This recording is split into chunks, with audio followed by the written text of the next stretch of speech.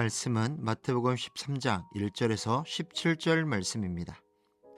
그날에 예수께서 집에서 나가사 바닷가에 앉으심에 큰 무리가 그에게로 모여들거늘 예수께서 배에 올라가 앉으시고 온 무리는 해변에 서 있더니 예수께서 비유로 여러 가지를 그들에게 말씀하여 이르시되 씨를 뿌리는 자가 뿌리로 나가서 뿌릴새 덜어는 길가에 떨어짐에 새들이 와서 먹어버렸고 덜어는 흙이 얕은 돌밭에 떨어짐에 흙이 깊지 아니하므로 곧 싹이 나오나 해가 돋은 후에 타서 뿌리가 없으므로 말랐고 덜어는 가시떨기 위에 떨어짐에 가시가 자라서 기운을 막았고 덜어는 좋은 땅에 떨어짐에 어떤 것은 100배 어떤 것은 60배 어떤 것은 30배의 결실을 하였느니라. 귀 있는 자는 들으라 하시니라.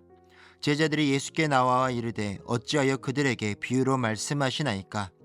대답하여 이르시되 천국의 비밀을 아는 것이 너희에게는 허락되었으나 그들에게는 아니 되었나니 무릇 있는 자는 받아 넉넉하게 되되 없는 자는 그 있는 것도 빼앗기리라. 그러므로 내가 그들에게 비유로 말하는 것은 그들이 보아도 보지 못하며 들어도 듣지 못하며 깨닫지 못함이니라. 이사야의 예언이 그들에게 이루어졌으니 일러스되 너희가 듣기는 들어도 깨닫지 못할 것이요 보기는 보아도 알지 못하리라. 이 백성들의 마음이 완악하여져서 그 귀는 듣기에 둔하고 눈은 감았으니 이는 눈으로 보고 귀로 듣고 마음으로 깨달아 돌이켜 내게 고침을 받을까 두려워함이라 하였느니라. 그러나 너희 눈은 봄으로 너희 귀는 들음으로 복이 있도다. 내가 진실로 너희에게 이르노니 많은 선지자와 의인이 너희가 보는 것들을 보고자 하여도 보지 못하였고 너희가 듣는 것들을 듣고자 하여도 듣지 못하였느니라. 아멘. 오늘 본문은 우리가 너무도 잘 알고 있는 그리고 너무도 많이 들어온 씨 뿌리는 비유로 시작합니다. 교회를 오래 다닌 분들이라면 이 말씀을 처음 듣는 분은 거의 없을 것입니다. 길가에 떨어진 씨, 돌밭에 떨어진 씨, 가시떨기에 떨어진 씨, 그리고 좋은 땅에 떨어진 씨, 이 네 가지 이야기는 너무 익숙해서 자칫하면 그 이야기 하고 지나치기 쉬운 본문입니다. 그러나 예수님께서 이 비유를 아무 생각 없이 던지신 말씀이 아닙니다. 씨는 모두 같고 뿌리는 자도 같습니다. 그런데 결과는 전혀 다릅니다. 어떤 씨는 아예 뿌리도 내리지 못하고 어떤 씨는 자라다 말고 어떤 씨는 열매 없이 끝나고 오직 좋은 땅에 떨어진 씨만이 결실을 맺습니다. 여기서 말하고 있는 씨는 하나님의 말씀입니다. 그리고 씨를 뿌리는 자는 바로 우리의 삶의 주인이신 하나님이십니다. 그리고 그 씨가 떨어진 곳은 우리의 마음판입니다. 이 말씀은 곧 우리가 어떠한 자세로 말씀을 듣느냐에 따라 결과가 달라진다는 것을 보여주고 있습니다. 이 비유가 말하고자 하는 핵심은 분명합니다. 말씀 자체의 문제가 아니라 말씀을 받아들이는 사람의 마음 상태가 문제라는 것입니다. 우리는 살아가면서 참 많은 말씀을 듣습니다. 우리가 이제까지 들었던 말씀을 모두 기억하고 계십니까? 우리는 말씀을 자주 듣지만 또 너무 쉽게 잃어버립니다. 왜일까요? 우리를 둘러싸고 있는 환경과 마음 상태 때문입니다. 말씀을 듣지만 그 말씀을 제대로 마음에 새기지 못하고 잊어버린 채 살아가고 있습니다. 누군가는 지식을 채우는 것처럼 말씀을 들으려 합니다.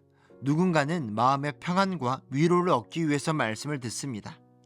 이처럼 목적을 두고 말씀을 듣기 때문에 쉽게 잃어버리고 삶으로 이어지지 않는 것입니다. 예수님께서는 비유를 마치시며 이렇게 말씀하십니다. 9절 말씀입니다. 귀 있는 자는 들을지어다. 아멘. 이 말씀은 단순한 마무리가 아닙니다. 예수님은 지금 듣고 있는 무리들을 향해 그리고 오늘 이 자리에 앉아있는 우리를 향해 질문을 던지고 계신 것입니다. 너희는 어떠한 마음 상태로 하나님의 말씀을 듣고 있느냐?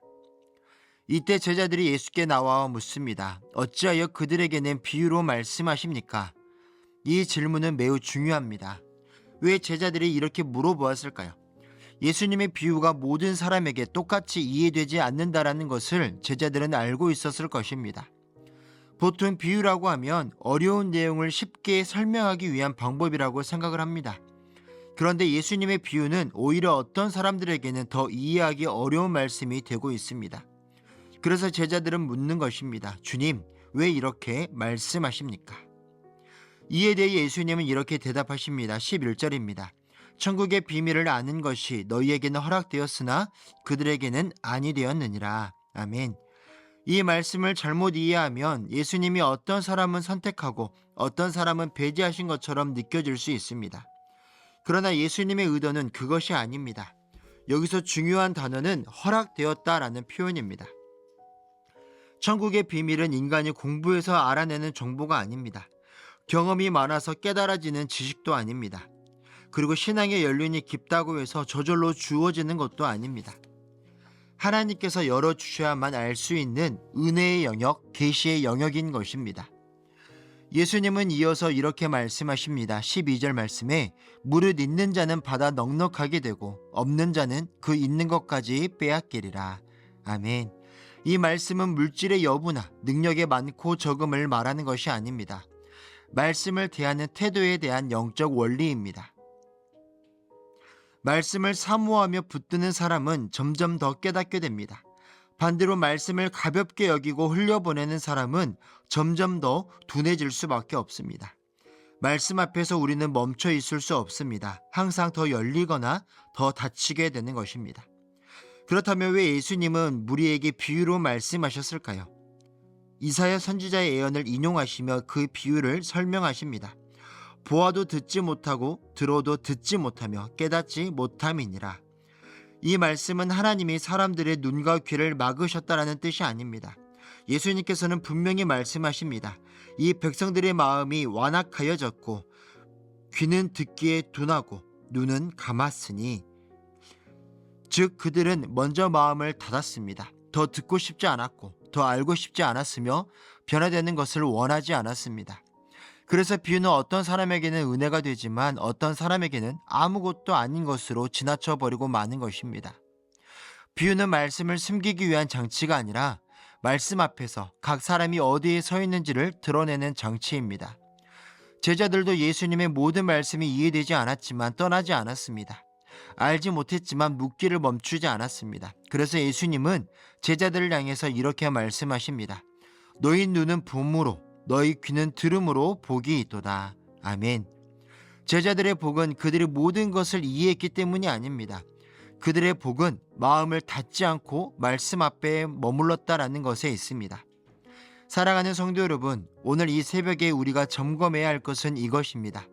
나는 말씀을 얼마나 많이 알고 있는가가 아니라 말씀 앞에 얼마나 간절함으로 우리의 귀와 마음을 열어놓고 있는가입니다. 같은 말씀을 듣고 있지만 어떤 사람에게는 천국의 비밀이 더 열리는 반면 어떤 사람에게는 말씀이 점점 멀어질 수도 있습니다. 예수님의 비유 앞에서 갈리는 기준은 단 하나입니다. 말씀을 사모하며 머무는 사람인가 아니면 듣고도 흘려보내는 사람인가 하는 것입니다. 오늘 이 새벽 우리 모두 이렇게 기도하기를 원합니다. 주님, 제 마음을 닫지 않게 하옵소서. 귀 있는 자로 듣게 하옵소서. 아멘. 이 기도를 드림으로 하나님께서 우리에게 허락하시는 천국의 비밀을 가득히 누리며 기쁨과 감격 가운데 살아가는 우리 모두가 되시기를 주님의 이름으로 간절히 축복합니다. 아멘. 사랑의 아버지 하나님, 말씀을 들어도 깨닫지 못하고 흘려보냈던 우리의 연약함을 용서하여 주옵소서.